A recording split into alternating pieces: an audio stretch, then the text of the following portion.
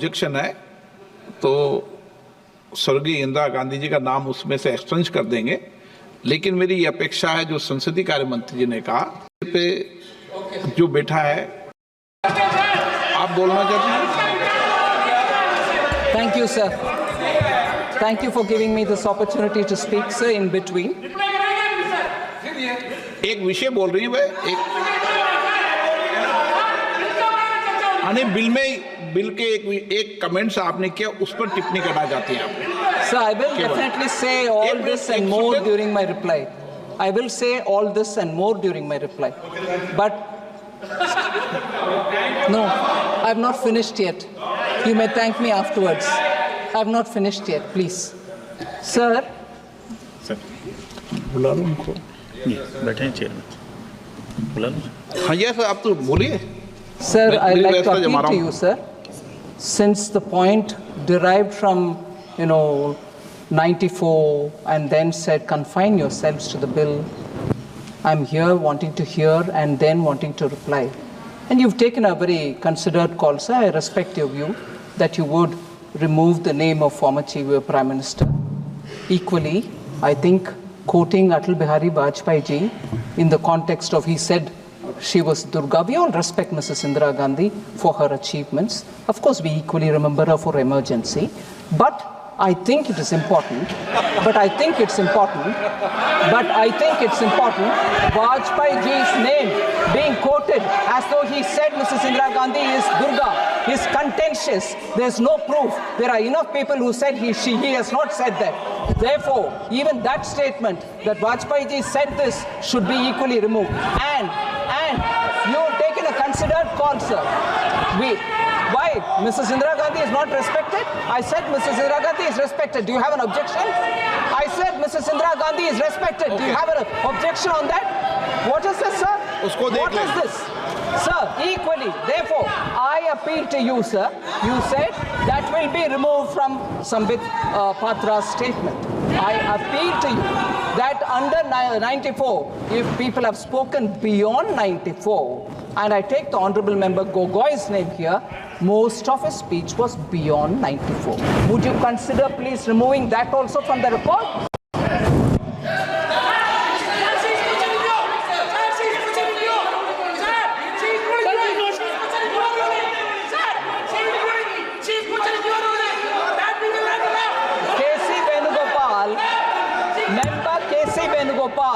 Is very, very clued into what I'm saying, and therefore he's saying I'm challenging you. No, I'm appealing to you to remove Gogoy's complete statement, which was beyond this bill.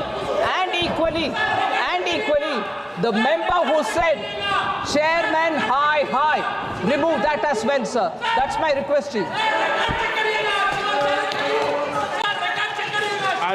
Please वित्त मंत्री जी ने एक minute please वित्त मंत्री जी ने जो सवाल उठाए हैं, एक मिनट प्लीज बैठिए, दादा प्लीज। वित्त मंत्री जी ने सवाल जो उठाए हैं कि माननीय अटल जी ने क्या बोला है, मुझे लगता है कि वो रिकॉर्ड में नहीं जाना चाहिए, क्योंकि उसकी रिकॉर्ड की सत्यता होने के बाद ही जाना चाहिए उस विषय को, क्योंकि वो भी पुरानी घटना थी। नंबर 2, मेरी ये अपेक्षा है माननीय सदस्यों से, सभी सदस्यों से, सभी दल के सदस्यों से, हम सदन की गरिमा बनाते समय जो बिल है और जो बिल में संशोधन लाए गए हैं उसके परिप्रेक्ष्य के उसकी परिधि में बोले। हम यहाँ बिल पर अगर पॉलिटिकल आरोप प्रत्यारोप लगाने लगेंगे तो इससे सदन की गरिमा बढ़ेगी, और जो विधेयक पे चर्चा होती है, आप अच्छे संशोधन दो, अच्छे विचार दो, बिल में कोई कमी हो और संशोधन करने हैं तो वो विचार देना चाहिए, क्योंकि जितनी विधेयक पर डिटेल चर्चा होगी, सारगर्भित चर्चा होगी, तो निश्चित रूप से सरकार के विषय ध्यान में आएगा। रूल्स बनाते समय भी, और आवश्यकता हुआ तो बिल में जो विधेयक लाए गए उनके खंडों पे भी विचार करते हैं। यही सदन की गरिमा रही है, तो मैं सोचता हूं कि इस गरिमा को आप बनाए रखें। सदन में विधेयक पर, एक मिनट प्लीज, विधेयक पर चर्चा करते हुए हम पॉलिटिकल परिप्रेक्ष्य में नहीं जाए। जो विधेयक में संशोधन लाए गए हैं, जो विधेयक के कंटेंट्स हैं, उसके परिप्रेक्ष्य में बोल सकते हैं, लेकिन एक अच्छी परंपरा इस सदन की रही है, उसको बनाए रखें, ये अपेक्षा आप सबसे। एक मिनट प्लीज, हो गया आपका? हाँ प्लीज कंक्लूड करें, आप भी कंक्लूड करें। धन्यवाद सभापति महोदय। मैं अपने कंक्लूजन में कुछ महत्वपूर्ण बिंदु बैंकिंग सेक्टर के ही और इस बिल के रिलेटेड रखना चाहूँगा। This bill basically is a reform bill for the banking sector. किस प्रकार से हमारे बैंकिंग सेक्टर का रिफॉर्म है, अनवरत रिफॉर्म चल रहे हैं, उसी कड़ी में आगे रिफॉर्म कैसे होगा उसकी एक चेष्टा है।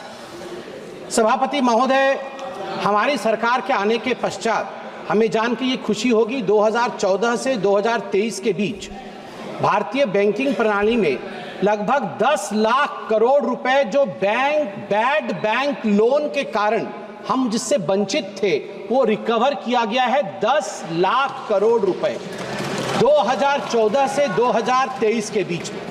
ये बहुत सारे रिफॉर्म्स, जैसे आज का रिफॉर्म हो रहा है, उन्हीं रिफॉर्म्स के कारण संभव हुआ। आज यहाँ ईडी और सीबीआई की बात हुई, मैं उस पर नहीं जाना चाहूंगा, मगर दो डेटा है ईडी को लेकर, ये यहाँ जरूर बताना चाहूंगा बैंकिंग सेक्टर से। ईडी ने लगभग 1105 बैंक फ्रॉड को इन्वेस्टिगेट किया है और उसमें से जो कॉन्फिस्केट किया है, अटैच्ड किया है प्रोसीड्स ऑफ क्राइम, वह 64,920 करोड़ है। 64,920 crore has been confiscated from proceeds of crime. और सबसे बड़ी बात सभापति महोदय, दिसंबर 2023 तक ये जो कॉन्फिस्केटेड अमाउंट था उसमें से 15,180 करोड़ रुपए पब्लिक सेक्टर बैंक को, PSBs को दिया गया है। यही तो बैंकिंग रिफॉर्म होता है। और मैं आज माननीय मोदी जी का धन्यवाद करूंगा और मैडम निर्मला सीतारमण जी का भी धन्यवाद करूंगा कि जो रीसेंट बैंकिंग रिफॉर्म्स हुए हैं उसके कारण इतिहास रचा है भारत के बैंकों ने। Significant milestone by recording it's highest ever net profit of ₹3 lakh crore rupees. और ये सब संभव हुआ है हमारे डिसाइसिव लीडरशिप के कारण। सभापति महोदय ने कहा कि क्लॉजेस, जो 7 क्लॉज आज मैडम फाइनेंस मिनिस्टर ने कहा है, उन 7 क्लॉज को मैं सिर्फ टच करके फिर बैठूंगा। पहला क्लॉज था डेफिनेशन ऑफ फोर्टनाइट, पखवाड़ा जिसे हिंदी में कहते हैं।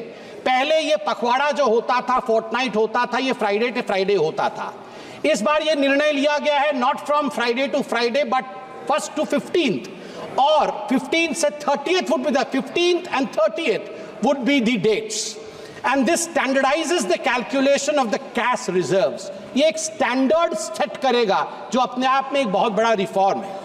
दूसरा है tenure of the directors of the cooperative bank. ये टेन्योर को किस प्रकार से, तो आप देख सकते हैं कि डायरेक्टर जो है can not hold office beyond 8 years था पहले, इसको बढ़ा करके 10 साल किया गया है।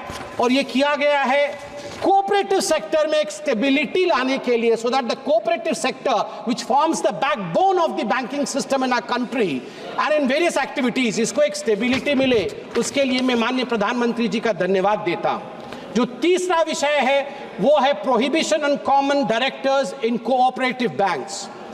इसमें भी संशोधन लाया गया है, अमेंडमेंट की बात की गई है, और this enhances the coordination and strengthens the leadership within the banking system. चौथा है substantial interest in a company. पहले 50% या 10% शेयर या 5 लाख रुपए अगर आप होल्ड करते थे तो आप उसमें डायरेक्टर नहीं हो सकते थे, आपको डिस्क्लोज करना पड़ता था। वो 2 करोड़ कर दिया गया है। स्वाभाविक रूप से दिस फैसिलिटेट्स, बड़े इन्वेस्टर्स को फैसिलिटेट करेगा, जिससे हम सबका भला होगा, गरीबों का भला होगा। सेटलमेंट ऑफ अनक्लेम्ड अकाउंट्स एक बहुत महत्वपूर्ण क्लॉज है।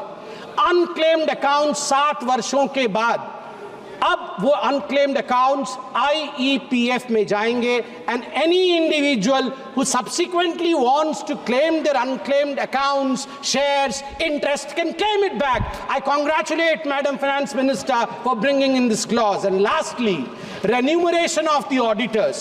अब जो पहले स्ट्रिंजेंट मेजर था कि आरबीआई ही इस पर निर्णय लेती थी कि रेन्यूमरेशन कितना होगा, ये फ्रीडम अब बैंक को दिया गया है कि रेन्यूमरेशन ऑडिटर्स का कितना होगा. This kind of reforms is what is required for the विकसित Bharat of 2047. But it would be an injustice if I do not mention I am a first time member of this house, sir. Previously, when I used to watch in the television, once I was watching and the Lok Sabha was in process, I saw the then finance minister, I would not name him because the rule says I cannot name them. He in the house said that, do you believe that in a digital India, sabji wala, thela wala, redi wala would be able to connect with digital India? This is not possible. ये संभव नहीं है कि सब्जी वाला के पास digital India का कुछ हो सकता है, वो पे कार्ड लेके घूमेगा. Sir, times have changed. Modi ji proved contrary to what the then finance minister was saying. आज मैं जब अपने कॉन्स्टिट्यूएंसी पुरी में परसों गया था ड्रेस रिहर्सल देखने के लिए नेवी डे के लिए, मुझे बहुत दिनों बाद सी बीच में गोलगप्पे खाने का मन किया. मैंने गोलगप्पे खाए तो पेटीएम करके मैं आया हूं. सर, यही फर्क है यूपीए का और एनडीए का.